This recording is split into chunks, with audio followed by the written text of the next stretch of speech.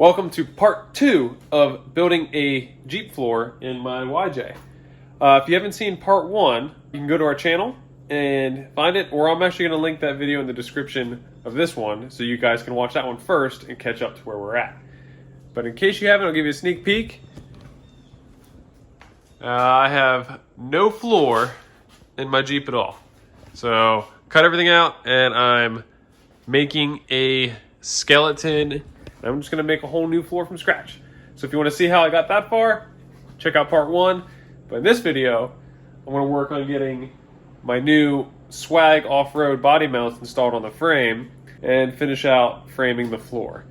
So since I don't have any factory body mounts on my tub anymore because I cut the floor out and making sure I got everything aligned, what I'm going to do is I'm actually only gonna cut the second and the third one back on both sides, but I'm going to leave the very front one there since I didn't cut that part of my body out yet, or I'm not going to. So that front body mount is still factory. So what that's going to do for me in my head is I'm going to bolt the front tube down once I remove these, and that's going to get the front set where the factory was. And then since the rear is all cut up, I'm just going to center the rear of the body on the frame, make sure it looks good, and keep that there. And then I'm going to build these mounts with the body in that location, get that all set, get these bolted in, then unbolt the front, cut the front out, put the front in. Just because those are still set factory and factory, and then I can make everything else match.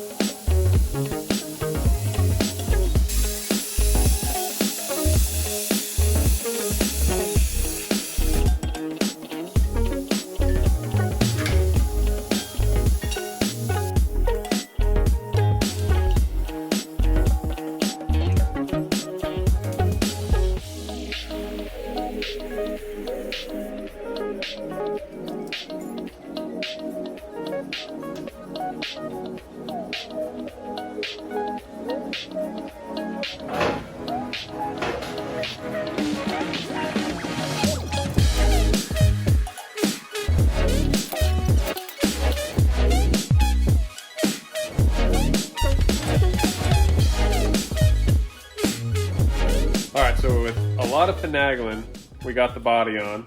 Alex stopped by. What's up? Gave me a hand.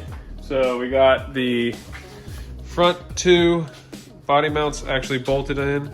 Now the bolts are loose, but everything is lined up. We come to the rear. The rear is pretty centered on the frame. And then looking at the slider, so as you saw, I bolted the slider on because the slider is going to give me my locations because it's already pre-cut for the body mounts. So since these are the sliders I'm using, it just makes sense to use them to find my new frame side body mounts. So you can see here where that one is, that one, and then the driver sides. So now all I'm going to have to do is take the new body mounts, line it up with the hole here, and get it on the frame. Should be that simple. So just to show you guys what the difference between these factory mounts and the new swag mounts are, I have this one just kind of held up to a magnet because I obviously already cut it off, but you can see how far down on the frame it goes and the space there for the original bushing. The cool thing about these new swag mounts is you can adjust the height on the frame to give, up to, I think, 1.5 inches of body lift. So just to show the clearance, so there's about where the stock one is. If I push that up flush to the frame, look how much more clearance I'm gaining over the factory mount. Plus now this is angled and beveled, so when you hit it with rocks, you'll slide off of it instead of it catching and bending your bracket. And the next cool thing about it is there's your difference in thickness. So your factory one, weak and chintzy, and the new swag one, big and beefy. So that's where we're at. Now we're gonna get these lined up and start getting them tacked in place. For my application with these mounts, I'm gonna want them flush with the top of the frame, which is conveniently flush against the slider right now because it's resting on the frame. So what I'm gonna do is get this top plate lined up with the cutout and the slider, tack this from the top, and then I'm gonna bring this piece in and tack this correspondingly where it needs to go. And then the reason for that is if it's flush with the frame, and then the body mount bushing is 1 inch. So that'll give me pretty much 1 inch body lift with just the body mount bushings. And that should give me some more clearance with my Atlas.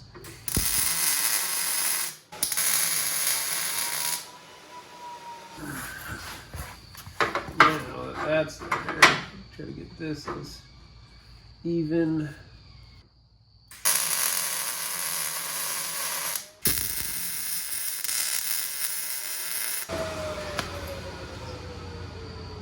I mean, I like it. That ground clearance, clearance it gives you. Now I gotta do it 3 more times. I think I'm gonna add a couple more tacks too, just in case. The other benefit for me is my body's coming off. So you could weld this top plate to this on the bench if you don't have much room, but for me, once this body's off, I'll be able to fully weld everything with all the room in the world. So I'm just tacking it all to the frame, and then I can weld it when I have space.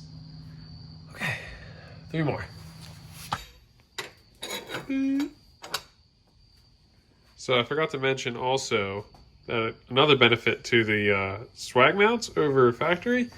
Factories were only welded just on this edge and that edge. When you weld these, you're gonna weld all the way from there to there, there to there. You're gonna leave this so you have drainage of mud and water. And then this plate is gonna be welded all the way around. You can weld that in, and then pretend this is the top of the frame. I'm gonna weld all the way across that as well. So you have way more strength just in the way it attaches and where it attaches to the frame versus factory. Again, these are trash. These are awesome.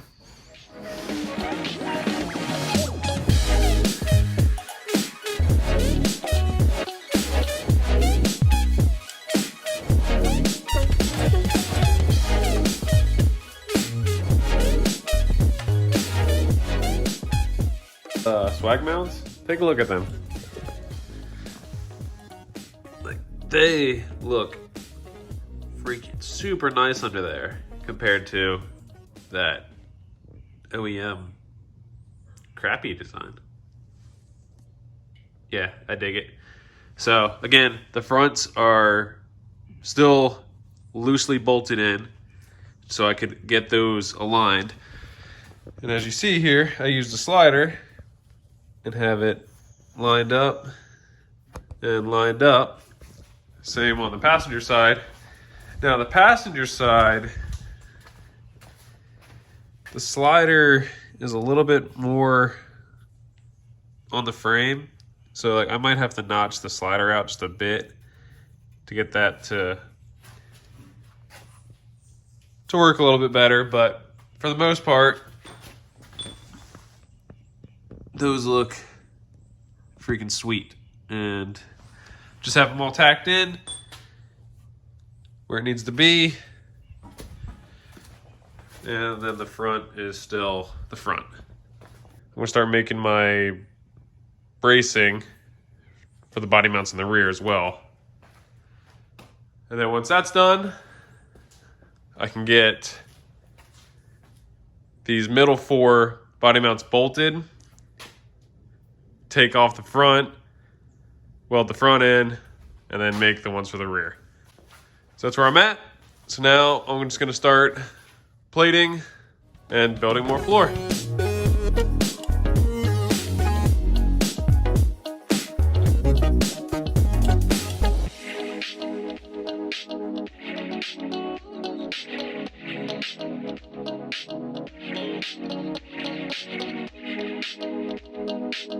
IJ update. Got more of the floor framed out. I'll show you guys. As you can see, the entire back of the tub there is framed. I may have went a little overboard. I don't know. But I have 3 cross members going, I guess would that be horizontal with the body. So these 2 going here are to build the body mounts off of right here. So I'll plate it just like I'm going to up there. And then that bar is, if you guys saw in that time lapse, I had this plate right here. So that plate is my fuel cell bottom plate that the fuel cell will mount or sit on. So what I did was I put a crossbar here that's kind of goes somewhere in the center of that plate, give or take where I need to position the fuel cell. But I figured, you know, we're gonna have the weight of 19 gallons of fuel right there. So a crossbar is gonna help kind of just add strength to the floor there.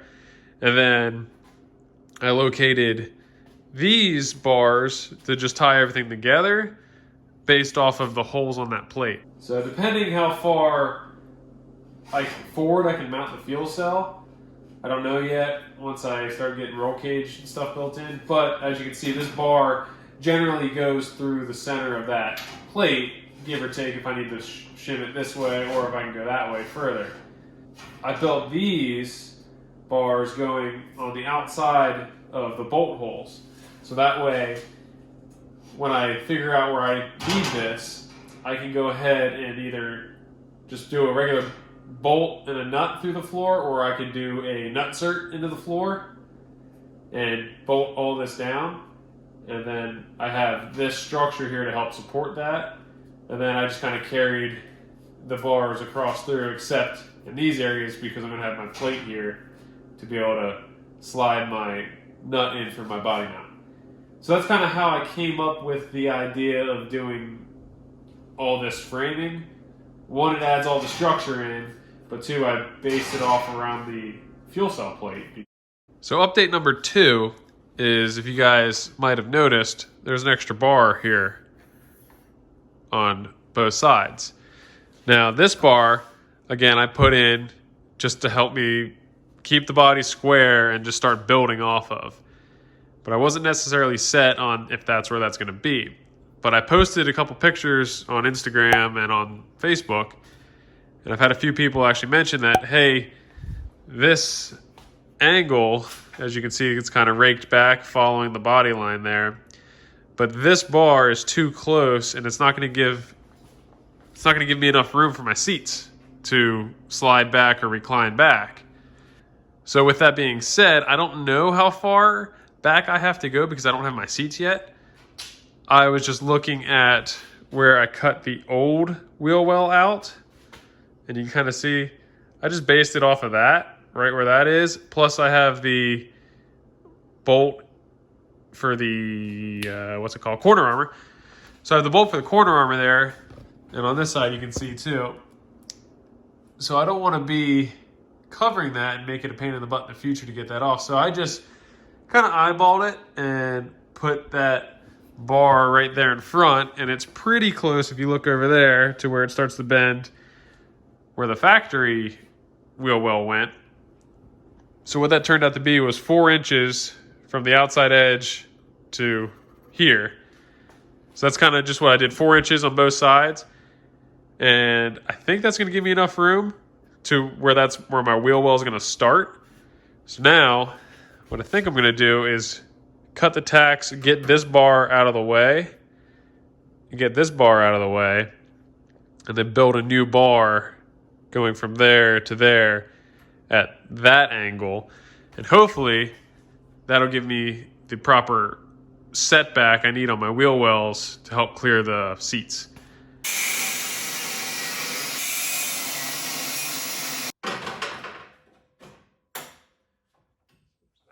Got that one in and that one in. Now, if you look at it at the side, you can see how much steeper of an angle that is. So before, it used to go at the same angle that that pillar is, but now it's raked back that far. So that should give me plenty of room for the seats. That's showing 69 degrees on that one. We'll go over to this one.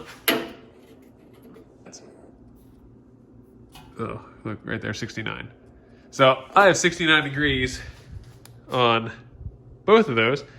I don't know if that's the degree that it needs to be, but that's what it just turned out to be, and I think it's good. So now I'm just gonna kind of chop it here. The tacks are cut on both ends. So chop there, take this whole center bar out. As you can see, I cleaned this back up to kind of just get with that edge, but much more of an angle back now. And I think it looks pretty good. I think that'll be the room I need for my seats. Good for now. Next, I talked about it and I started working without you guys, but as you can see, I have plates tacked in to the body. So those are actually going to be part of the floor, and that's what our body mount bolts are going to bolt to. So I got this one done, and that one done, but not that one yet. So over here, you can see, again, I have this plate, just got that tacked in, and now I need to do this one. So figured I would show you guys my process on that, which is fairly simple. I got a piece of 1/4 inch steel. 1/4 is probably a bit overboard. I measured out 6.5 inches by 3.5 inches. And then all I've been doing was taking it over. I can slide that under there.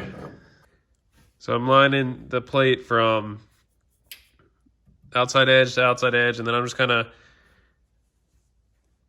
the frame goes at an angle here, but I'm just kind of keeping it square with the body. So just kind of putting it on the outside. You can see this one's pretty square with the frame, so I had it lined along the whole outside edge. So I'm just kind of putting this one at the furthest point and letting it taper off. So I have that in there now. Drop the body down on it. So now it's kind of pinching that plate in place. And then all I do, make sure it's lined up, trace this circle with a Sharpie. I'm using a 1.25" hole saw bit and just drilling out that circle and tacking it in place. Pretty easy process.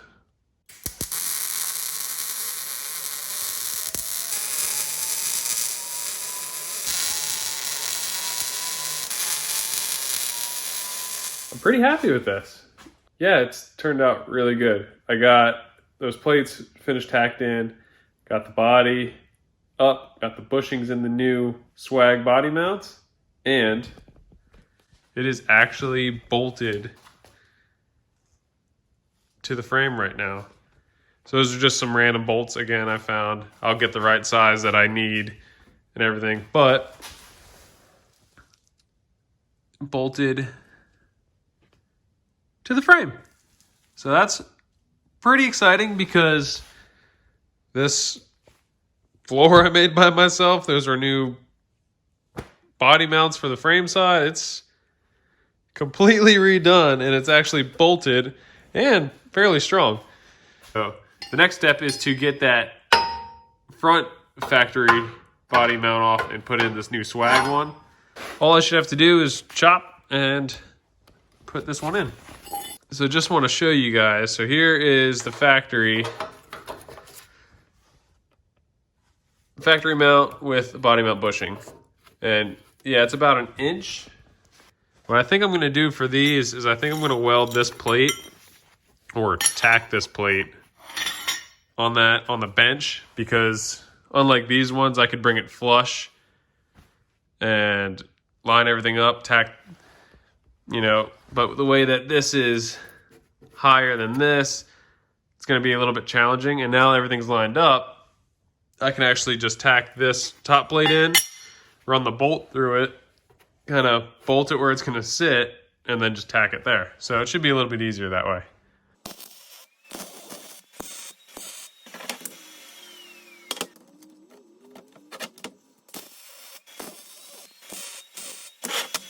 Now that I got the front body mounts tacked together, solid piece.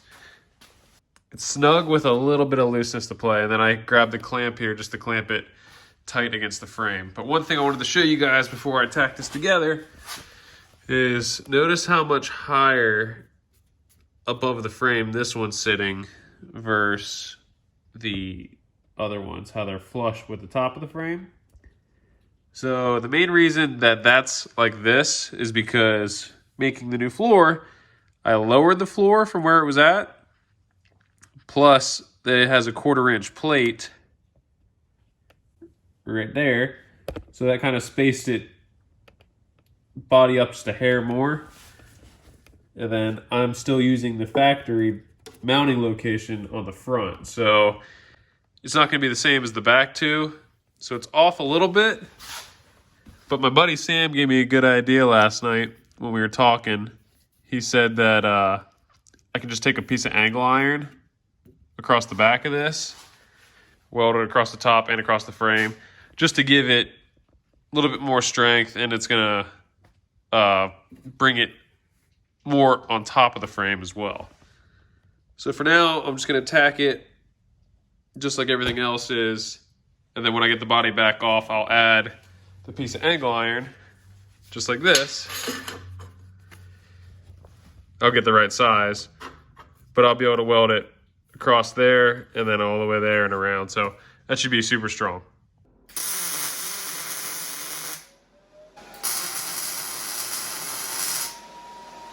Well, now that the front body mounts are fully bolted in, so I have all 6 up front, get these back 2 done, and all the body mounts are done, which is awesome.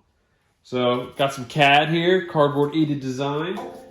These are going to be the frame side mounts because I haven't put those in yet. So let's get these cut out. Well, dang, that was actually pretty simple. Man, it worked out nice. I like it.